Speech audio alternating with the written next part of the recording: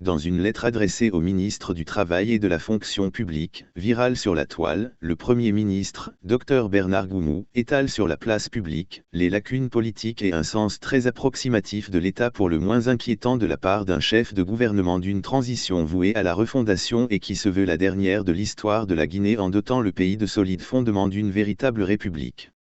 Après la capture du président Alpha Condé, le 5 septembre 2021, le colonel Mamadi Doumbouya, celui qui était encore commandant du groupement des forces spéciales, depuis le perron du palais présidentiel de Sékou Toureya avant même d'aller à la RTG proclamer le coup d'État opéré, déclarait: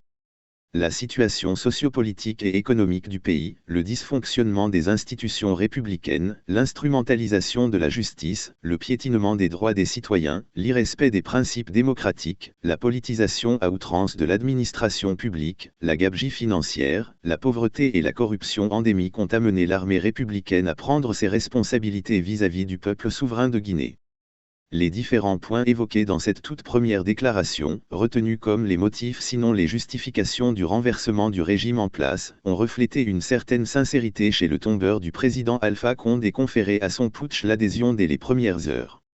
Dès lors, les jours, semaines et mois suivants, comme la ruée vers l'or, des cadres guinéens ou se faisant passer comme telle partie de tous les horizons, en quête de postes administratifs, ont afflué vers le siège du nouveau pouvoir afin de s'arracher un acte de nomination. Si le colonel Mamadi Doumbouya était sincère, il est évident que le commandant du groupement des forces spéciales qui vient de se hisser au sommet de l'État guinéen ignore tout de l'administration publique et connaît peu de cadres. Globalement, sur la base des propositions de ses proches et connaissances investies de sa confiance, il a procédé aux nominations des dignitaires du régime du CNRD qui gouverne et gère aujourd'hui la Guinée à tous les niveaux de responsabilité, ministres, secrétaires généraux, chefs de cabinet, gouverneurs, préfets, directeurs généraux et nationaux, EPA, PCA, chefs de DAF etc. Conformément à la logique de correction des mots dénoncés dans la toute première déclaration, tout cet établissement du nouvel ordre a juré sur le Saint-Coran ou la Bible sacrée avant la prise de fonction. Tout cela dénotait un souci de réussite chez le colonel Mamadi Doumbouya. Des cadres compétents et honnêtes, sans doute, dans ce lot de promus toutes catégories confondues. Il faut avouer tout de même que certains ont été proposés non sans marchandage. Mais, il ne faut pas tomber dans les querelles de clochers. Ainsi, à ne tenir compte que du rapport annuel sur l'état de la gouvernance et la reddition des comptes de l'Inspection générale d'État, publié en juin 2023 et évoqué lors du Conseil des ministres du 15 juin 2023, par le chef de l'État, le colonel Mamadi Doumbouya, il est officiellement établi désormais que des insuffisances existent dans l'administration publique. Une fois l'amer constat fait, le phénomène admis, on remarque que le président de la transition, le colonel Mamadi, a parfaitement pris ses responsabilités en instruisant le gouvernement d'y apporter des améliorations comme le mentionne le courrier du Premier ministre, Dr Bernard Goumou. Cependant, si le colonel Mamadi Doumbouya a bien perçu le mal et recommandé le malade, le docteur Bernard Goumou interprète mal le diagnostic et pêche gravement sur les remèdes à apporter en demandant précipitamment au ministre du Travail et de la Fonction publique, Julien Yombouno de lui faire parvenir une proposition de permutation des directeurs généraux et adjoints à la tête des organismes publics, EPA, sociétés publiques ou mixtes, autorités administratives indépendantes, etc., relevant de votre département. Ce projet ainsi que les CV des personnes proposées devront me parvenir avant le 30 juin 2023. Cette proposition d'alternance devra faire permuter les dirigeants pour une période pouvant aller jusqu'au 31 décembre 2023. Au terme de cette période et au vu des résultats atteints dans la mise en œuvre du contrat de performance qu'ils ont signé, vous serez amené à soumettre des propositions soit de maintien des promus ou de nomination de nouveaux cadres à la direction de ces organismes publics. Il est possible que le très enthousiaste Dr Bernard Goumou soit de bonne foi, mais la solution qu'il envisage face à la vraie équation posée par le président Mamadi Doumbouya en plus d'être inappropriée laisse également planer d'inquiétants doutes sur la maturité politique et le sens de l'état du Premier ministre qu'il est ainsi que la capacité d'analyse et les compétences administratives de ses collaborateurs. Sur quelle base et sur quels critères le ministre du Travail et de la Fonction publique va-t-il proposer la permutation à la tête des organismes publics, EPA, sociétés publiques ou mixtes, autorités administratives indépendantes? Pourquoi sur un si court délai? A-t-il seulement la compétence et les moyens de répondre tout seul à une telle incurie administrative dont rien pour le moment ne l'épargne personnellement?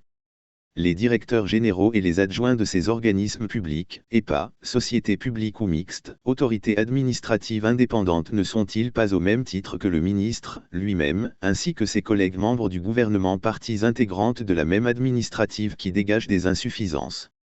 Ne sont-ils pas tout nommés par le chef de l'État? En quoi la permutation des directeurs généraux et adjoints des EPA peut-il suffire à corriger les insuffisances administratives?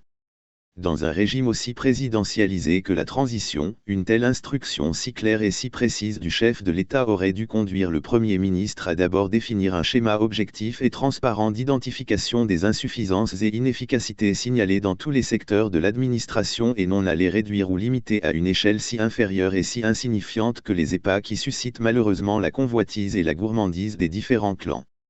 Soumettre, ensuite, les résultats de ces différentes évaluations, inspections ou audits au président de la transition. Une telle démarche paraît mieux indiquée, juste et plus efficace que celle contenue dans la lettre adressée, à la hâte, au ministre du Travail et de la Fonction publique susceptible de sauver du naufrage des amis et proches médiocres ou incapables, de sacrifier des directeurs performants et méritants, causer du tort au CNRD et faire du mal au pays tout entier.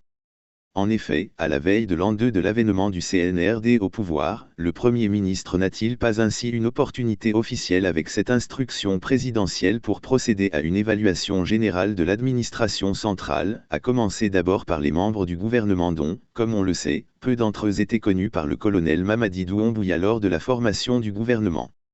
Ainsi, les ministres, secrétaires généraux, chefs de cabinet, gouverneurs, préfets, directeurs généraux et nationaux, EPA, chefs de la DAF sans résultats ou incompétents seront purement et simplement remplacés. Au besoin, poursuivre ceux qui se seraient livrés à une gestion indélicate. Le temps n'est plus propice à l'essai ou à l'expérimentation par le jeu des permutations et pour les directeurs généraux et adjoints des EPA que pour tous les dirigeants, nommés depuis près de 2 ans par le président de la transition. Il s'agit de savoir aujourd'hui qui, sur la base des performances et de la moralité, a le mérite ou non de continuer la marche vers l'atteinte des objectifs attendus du régime de la transition avant le retour à un ordre constitutionnel durable. La solution de l'équation et le salut du régime CNRD sont à ces prix pas du tout coûteux.